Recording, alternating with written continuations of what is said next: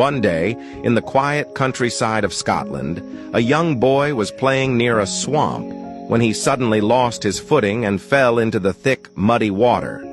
The more he struggled, the deeper he sank. Terrified, he screamed for help, his cries echoing across the open fields. A poor farmer named Fleming was working nearby when he heard the desperate cries.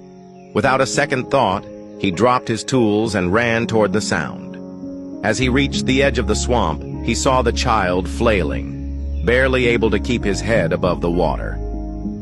Thinking quickly, Fleming grabbed a long, sturdy branch, waded into the muddy ground, and stretched it toward the boy.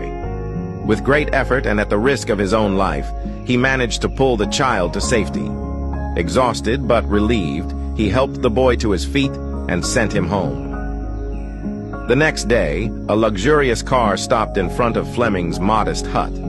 A wealthy man stepped out, approached the farmer, and said, "I am the father of the child you saved yesterday. I cannot thank you enough for saving my son's life. I know I can never truly repay you, but is there anything I can do for you?" The farmer, touched by the man's gratitude, replied, "I appreciate your kindness, but I cannot accept money for something I did out of humanity." At that moment, the farmer's young son appeared at the door of the hut.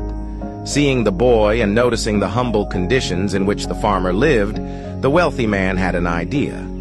He said, "If you won't accept money, then let me offer something else. Let me take responsibility for your son's education."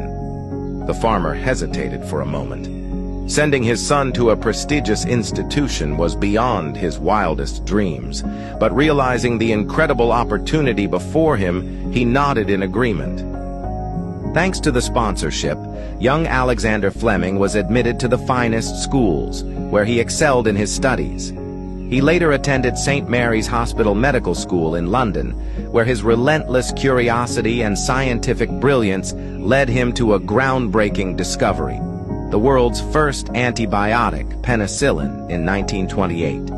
This miraculous drug would go on to save millions of lives.